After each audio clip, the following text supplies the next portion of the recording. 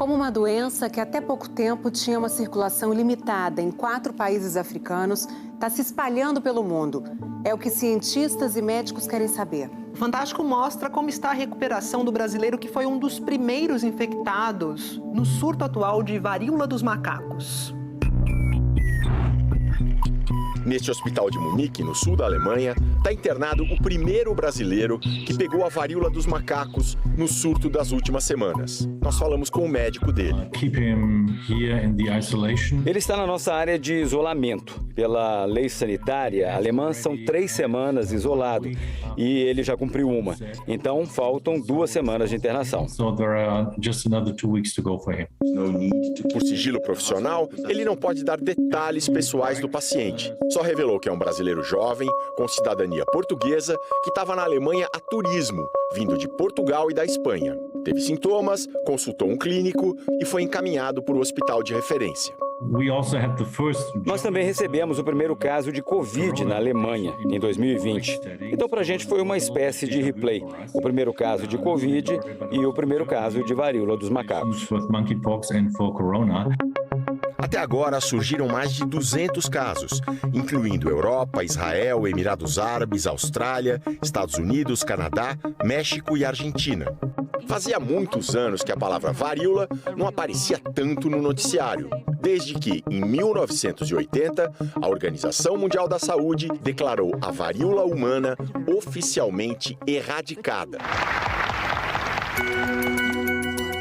Antes de se chegar a esse feito histórico, alcançado graças à vacinação, a varíola tinha sido um flagelo. O vírus da varíola humana apareceu há 10 mil anos, no nordeste da África. No Egito aconteceram as primeiras epidemias.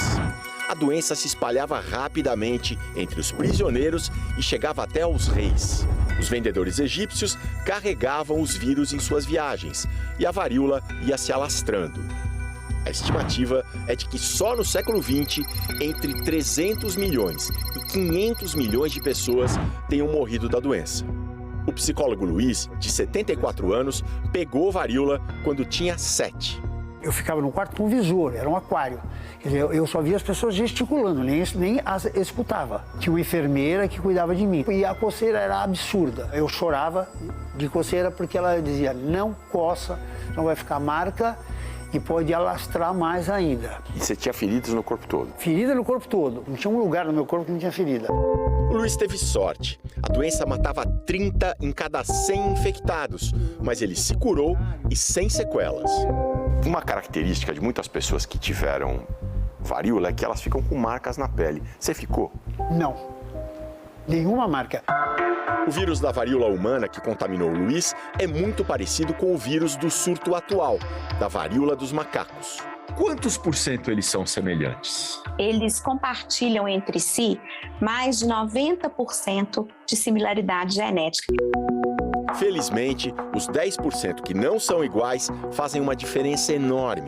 A varíola humana, essa que está extinta, era bem mais grave do que a varíola do surto atual, a dos macacos, que apesar de ser chamada assim, não surgiu em macacos, mas em roedores das selvas africanas. A doença ficou com esse nome porque os primeiros casos detectados foram em macacos de laboratório, trazidos da África para a Dinamarca em 1958. Em seres humanos, o primeiro registro é de 1970, na República Democrática do Congo.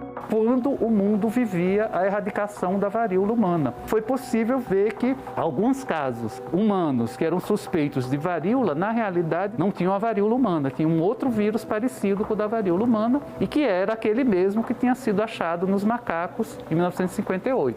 Desde aquela época, toda vez que aparecia um caso de varíola dos macacos fora do continente africano, dava para estabelecer alguma conexão com a África. Por exemplo, um animal importado da África que tinha sido levado para outro país, ou então uma pessoa que tinha passado férias na África e quando voltou para casa estava infectada, coisas desse tipo. Mas agora, essa conexão direta com a África não foi estabelecida.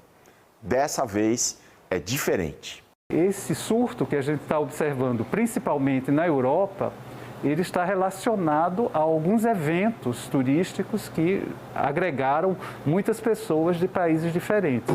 Ainda não se sabe como o vírus foi aparecer nesses eventos. Um nas Ilhas Canárias, na Espanha, e outro em Antuérpia, na Bélgica. Os primeiros sintomas da varíola dos macacos são febre e dores pelo corpo. Em geral, a partir do 4º dia, surgem as lesões, tipo as da catapora. Pápulas que depois viram bolhas, essas bolhas estouram e depois forma-se uma crosta, forma-se uma casquinha de ferida ali naquele lugar. Pelas análises genéticas feitas até agora, o vírus do surto atual é de um tipo originário da Nigéria, na África Ocidental.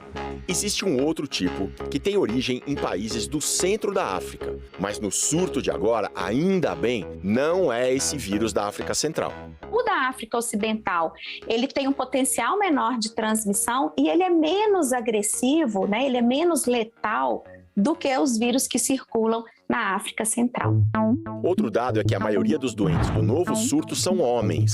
E muitos deles disseram aos médicos que se relacionam sexualmente com outros homens. É importante deixar claro que não é exatamente uma doença sexualmente transmissível. É uma doença transmitida principalmente pelo contato da pele, da lesão da pele com outra pessoa. E que isso ocorre durante o ato sexual ou também fora do ato sexual, o contato entre pele com pele. Pode também ser transmitida por via respiratória, pelo que a gente sabe até hoje, com menor eficiência do que outros vírus respiratórios. Também objetos contaminados, principalmente roupa de vestir e roupa de cama. Por enquanto, o surto não chegou ao Brasil. É questão de tempo ou pode ser que não chegue?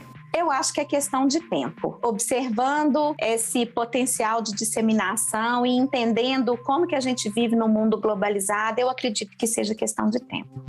Uma possível proteção seria a vacina da varíola humana, que funciona também contra a varíola dos macacos. No caso da varíola, as pessoas foram vacinadas no máximo até 1980. Quem foi vacinado ainda tem essa imunidade? Olha, espera-se que sim. É uma aposta que ainda haja imunidade, mas nós não temos certeza. Já quem nasceu depois de 1980 não está vacinado e o Brasil não estoca mais essa vacina. Também não existe por aqui registro para 2 medicamentos super novos específicos contra a varíola dos macacos. O registro, o licenciamento para uso, é uma iniciativa do fabricante. Então, se ele quer vender no Brasil, ele tem de buscar a Anvisa e pedir o registro. 10 dias depois de surgirem os primeiros casos na Europa, o Ministério da Saúde anunciou ter montado uma sala de situação para monitorar a doença e traçar um plano de ação para o rastreamento de casos suspeitos e na definição do diagnóstico. E o Ministério da Ciência e Tecnologia instalou o que chama de Câmara Temporária, da qual a professora Giliane faz parte. Eu estive revisando a literatura, acompanhando os sites das agências de saúde mundial, buscando a informação que possa subsidiar as ações futuras no que diz respeito à emergência desse vírus. Em Munique, na Alemanha, o paciente brasileiro internado com a varíola dos macacos está bem. Ele e o outro paciente, de quem eu estou cuidando, já não tem mais febre, só restam as lesões na pele. O outro eu já mandei se isolar em casa mesmo, e as autoridades fiscalizam. E para o brasileiro, se ele morasse na Alemanha, eu também daria alta para terminar o isolamento em casa. Mas como não mora, fica aqui no hospital. Sobre a possibilidade de o surto da varíola dos macacos se transformar numa pandemia tão grave quanto a de Covid-19, o Dr. Ventner tranquiliza. São 2 doenças muito diferentes. Não acho que a varíola dos macacos tenha um potencial para virar pandemia. Até agora são poucos casos. O importante é isolar bem essas pessoas e conter as rotas de transmissão. Eu espero que não vejamos muitas pessoas com essa doença. People being confronted and infected with this disease.